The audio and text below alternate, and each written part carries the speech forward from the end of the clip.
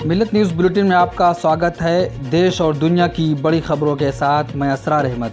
पश्चिम बंगाल विधानसभा चुनाव के अंतिम चरण के ठीक पहले #रिजाइन मोदी ट्रेंड कर रहा था। कोरोना महामारी से निपटने के सरकार के कामकाज के तरीकों से गुस्साए लोग फेसबुक पर पोस्ट कर रहे थे। ज़्यादातर लोग इस पोस्ट में केंद्र सरकार की आलोचना कर रहे थे और इसके लिए प्रधानमंत्री मोदी को जिम्मेदार ठहरा रहे थे। फेसबुक इंडिया ने यह माना कि उसने वायरल हो चुके #रिजाइन मोदी को कुछ समय के लिए ब्लॉक कर दिया था। उसने सफाई देते हुए कहा कि ये गलती से हो गया था और ऐसा करने के लिए केंद्र सरकार ने उससे नहीं कहा था। उत्तर प्रदेश के मेरठ में एक महिला के निधन के बाद जब उसके अपने कंधा देने तक नहीं पहुंचे तो मुस्लिम भाइयों ने अर्थी को कंधा देकर मोहब्बत की मिसाल पेश की है। मुस्लिम भाइयों ने इस महिला की अर्थी को कंधा देकर सूरज कुंड शमशान घाट तक पहुंचाया, जहां उसका अंतिम संस्कार किया गया। ये वीडियो अब सोशल मीडिया पर खूब वायरल हो रहा है। वीडियो में मुस्लिम भाई अर्थी को कंधा देते हुए नजर आ रहे हैं।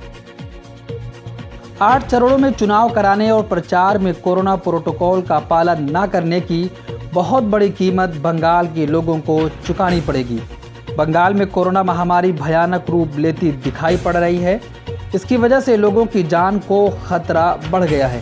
केंद्र सरकार के आंकड़ों के हिसाब से कोलकाता में हर दूसरा आदमी कोरोना से प्रभावित है, यानी कोरोना पॉजिटिविटी दर 50% से ज़्यादा हो गया है, जो देश के किसी भी इलाके में सर्वाधिक है। कोरोना महामारी के प्रसार की दर इस वक्त बंगाल में देश में सबसे अधिक है।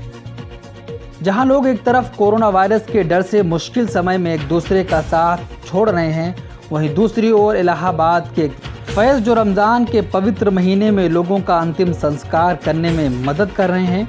उन्होंने ऐसे समय में लोगों की सेवा के लिए खुद को समर्पित कर दिया है जब लोग अपने ही रिश्तेदारों की मदद के लिए आगे नहीं आ रहे। वे अंतिम संस्कार करने के लिए अनाथों की भी मदद कर रहे हैं। हालांकि फैज़ खुद एक मामूली परिवार से आते हैं, लेकिन वे कोविड-19 के मरीजों के शवों के लिए अपनी कार मुफ्त में उपलब्ध करा रहे हैं। फैज़ ने कहा कि इस पवित्र महीने में मैं रोज़ा नहीं रख रहा, लेकिन अल्लाह से मैं माफ़ी मांग लूँगा क्योंकि मैं इस वक्त गरीबों और बेसहारा लोगों की मदद कर रहा हूँ। श्रीलंका की कैबिनेट ने सार्वजनिक स्थानों पर बुर्का पहनने या पूरी तरह से चेहरे को ढकने पर प्रतिबंध को मंजूरी दे दी है, लेकिन सरकार के पास बहुमत होने से पहले प्रतिबंध को संसदीय अनुमति की आवश्यकता होगी। धार्मिक स्वतंत्रता के लिए संयुक्त राष्ट्र के दूत ने प्रतिबंध को अंतर्राष्ट्रीय कानून का उल्लंघन कहा है। आपको बता दें कि पिछले महीने श्रीलंका ने देश भर में 1000 से अधिक इस्लामिक स्कूलों को बंद करने और महिलाओं को बुर्का पहनने पर पाबंदी लगाने का फैसला किया था। देश में ऑक्सीजन की किल्लत के बाद अदालत भी एक्शन मोड में है। राजधानी दिल्ली में हुई ऑक्सीजन कमी को लेकर हाई कोर्ट में सुनवाई हुई। इस सुनवाई में दिल्ली सरकार ने केंद्र सरकार को जमकर घेरा है। सरकार ने केंद्र पर ऑक्सीजन सप्लाई अटकाने का आरोप लगाया है। साथ ही दावा किया है कि केंद्र सरकार केवल आदेश ही जारी कर रही है और ज़मीनी स्तर पर कोई काम नहीं हो रहा। केंद्र सरकार ने भी कहा है कि ऑक्सीजन सप्लाई को बढ़ाया जा रहा है। अदालत ने केंद्र सरकार से ज़रूरी कदम उठाने के लिए भी कहा है।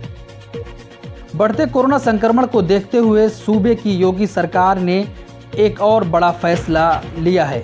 वीकेंड लॉकडाउन का दायरा एक दिन और बढ़ा दिया गया है। अब शुक्रवार शाम 8 बजे से मंगलवार सुबह 7 बजे तक लॉकडाउन रहेगा। दरअसल वीकेंड लॉकडाउन के बाद से कोरोना संक्रमण की रफ्तार में कमी देखने को हल्का फुल्का मिली थी, जिसकी वजह से 3 दिन का लॉकडाउन पूरे प्रदेश में लगाया गया है। इस दौरान सभी आवश्यक सेवाएं जारी रहेगी।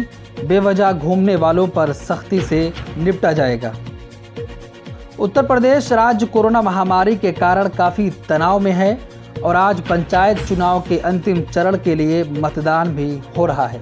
इस बीच आज तक की एक रिपोर्ट के अनुसार इन पंचायत चुनावों के दौरान 577 बुनियादी शिक्षकों की मृत्यु की खबर भी आ रही है। खबरों के अनुसार ये दावा शिक्षकों के राज्य संगठन यानी राज्य शिक्षा संगठन ने किया है। आज तक की रिपोर्ट के अनुसार एक अखबार ने पहले खबर दी थी कि पंचायत चुनाव के दौरान 135 मतदान अधिकारियों की मौत भी हो गई है, जिस पर इलाहाबाद उच्च न्यायालय ने नोटिस भी लिया था।